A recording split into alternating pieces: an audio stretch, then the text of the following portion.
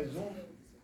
La première, c'est qu'il y a un comédien qui devait jouer avec nous, qui est un ami depuis très longtemps et qui habite à Paris, qui est comédien, qui a joué dans beaucoup de films, au moins deux à ma connaissance, de Bertrand Tavernier, qui s'appelle Philippe Saïd. Il devait jouer dans la pièce, dans Blanc. Et au dernier moment, il a eu une autre proposition où ça a été trop compliqué pour lui. Donc il n'a pas pu assurer le rôle, donc ça faisait déjà un petit embêtement. On a su ça au mois de janvier.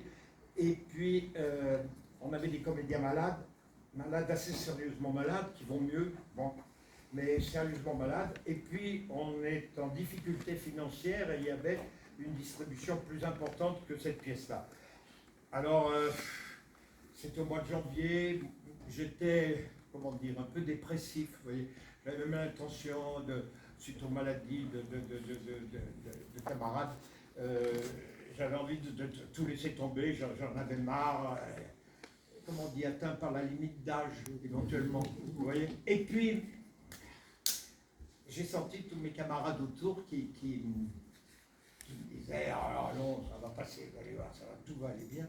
Alors j'ai écrit cette pièce burlesque assez rapidement, en 3 semaines, et je l'ai montrée aux camarades comédiens qui sont avec nous, et tous ceux que vous avez vus, et puis d'autres, et ils m'ont dit « Ah, c'est vachement drôle, ça va nous requinquer ».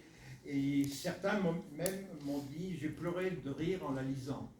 Alors vous savez, quand on lit une pièce, ça peut être des fois très très drôle, et quand on commence les répétitions, il faut qu'on trouve autre chose de plus. C'est-à-dire, la lecture ne suffit pas. Et souvent, quand on a beaucoup monté, nous, avec Théâtre Saint-Martin, on a beaucoup monté de pièces de Feydeau, de Labiche, vous voyez, des vaudevilles. Et quand on les lit, on imagine ce qui va se passer. Alors, on se dit, ça va être drôle, là, le mariage de Barillon, Tailleur pour dame, etc., etc. Et quand on commence à répéter, quand on fait la première lecture, on s'ennuie, mais on s'ennuie parce que c'est des bavardages. Et tout ce qu'on pouvait imaginer avant, on ne le trouve pas. Il faut travailler pour réussir à sortir ce que vous avez vu. Alors le fait burlesque, c'est encore plus compliqué parce que vous avez vu dans la première scène, par exemple, que j'ai avec à la Caillot, il y a des Bardini, il y a Vendredi, il y a des... Alors, si vous voulez, Charlie Chaplin, par exemple, quand il tournait des moments de film, il les refaisait une centaine de fois. Hein, c'est ce que j'ai lu sur ce qu'on dit de lui, les gens qui ont travaillé avec lui. Mais au moment où il avait la bonne prise, elle était filmée, il l'avait pour toujours. Tandis que nous, il faut reproduire tous les jours la bonne prise. Alors il y a des jours où on l'a bien, puis il y a des jours où on l'a un peu moins bien, puis des jours c'est le public qui n'est pas totalement avec nous d'une manière extérieure, hein, qui rit. C'est très, très, très particulier le travail sur les pièces comiques.